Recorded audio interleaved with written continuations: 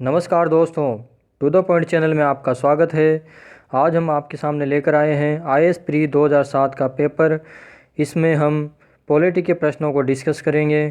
तो चलिए शुरू करते हैं। निम्नलिखित कथनों पर विचार कीजिए। पहला कथन है, भारत में उच्च न्यायालय के न्यायाधीश को हटाने के लिए रीति उच्चतम न्यायालय के न्यायाधीश को हटाने की रीति के समान है। दूसरा कथन है, उच्च न्यायालय का कोई स्थायी न्यायाधीश अपने पद से सेवानिवृत्ति के पश्चात भारत में किसी भी न्यायालय या किसी प्राधिकारी के समक्ष अभिवचन नहीं कर सकता। तो इसमें से आपको कौन सा कथन सही है वो बताना है। तो इसका केवल पहला कथन सही है। कैसे पहला सही है और दूसरा गलत कैसे है? उच्च न्यायालय के न्यायाधीश और उच्चतम न्यायालय के न्यायाधीश को हटाने की प्रक्रिया एक ही है।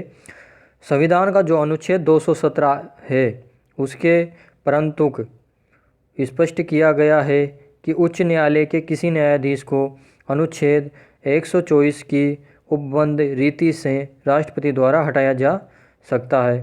इसलिए हमारा कथन एक सत्य हो जाता है। अनुच्छेद 220 में स्पष्ट किया गया है कि उच्च न्यायालय का कोई भी स्थायी न्यायाधीश सिर्फ उस उच्च न्यायालय में अभिवचन का कार्य नहीं कर सकता है जिस उच्च न्यायालय में वह स्थायी न्यायाधीश रहा है। हालांकि दूसरे उच्च न्यायालयों में या उच्चतम न्यायालय में वो अभिवचन कर सकता है, उस पर ऐसी कोई रोक नहीं लगाई गई है। तो इस वजह से हमारा दूसरा कथन गलत हो गया।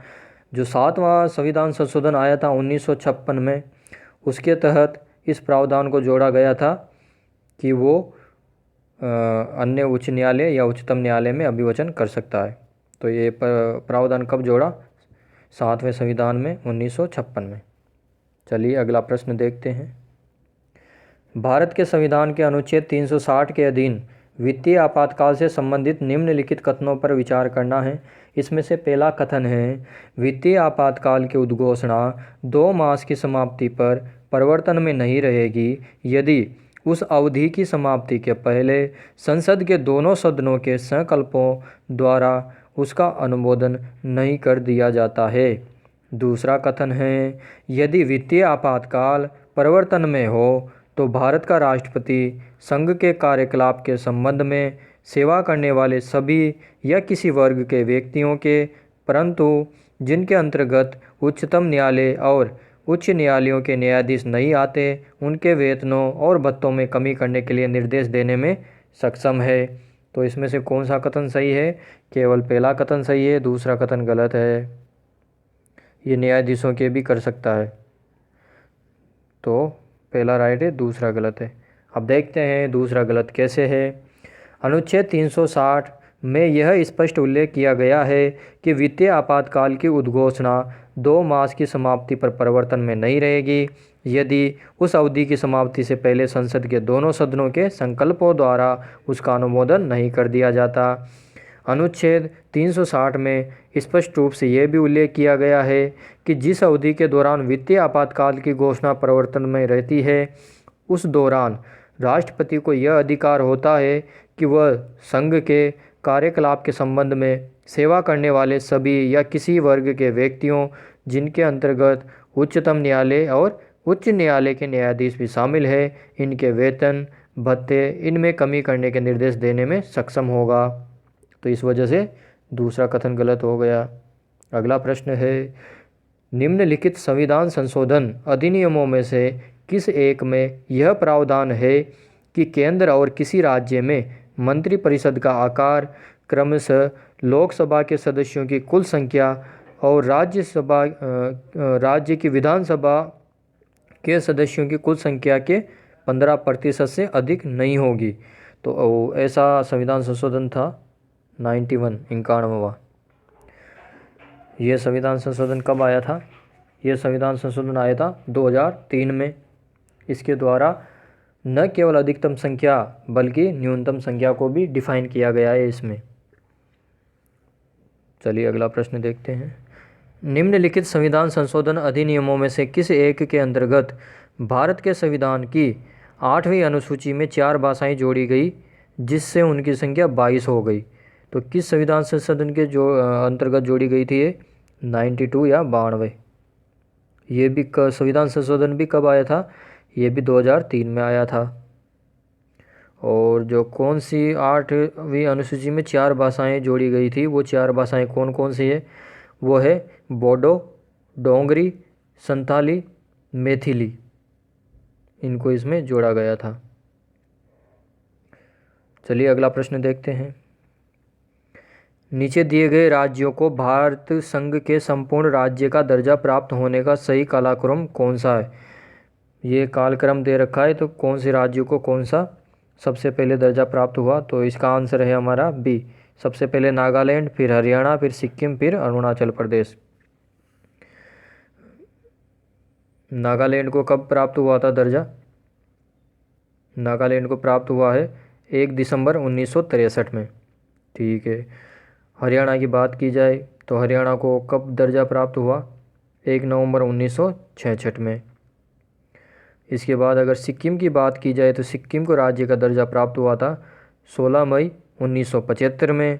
और अरुणाचल प्रदेश की हम बात करें तो इसको राज्य का दर्जा प्राप्त हुआ था 20 फरवरी 1987 को। चलिए अगला प्रश्न देखते हैं।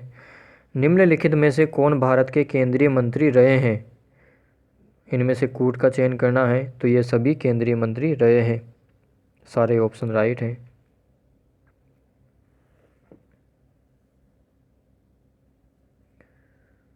अगला प्रश्न।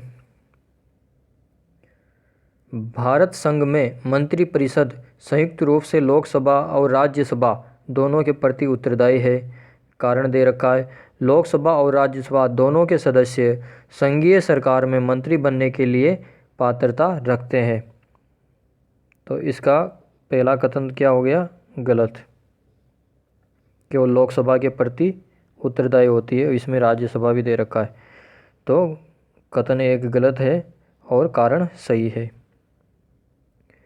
क्यों कथन एक क्यों गलत है? क्योंकि भारतीय संविधान का जो अनुच्छेद 75 है, 75, उसमें स्पष्ट रूप से लिखा गया है कि मंत्रिपरिषद सामूहिक रूप से लोकसभा के प्रति उत्तरदायी होगी, जबकि कारण सही है, दोनों पात्रता रखते हैं लोकसभा और राज्यसभा के।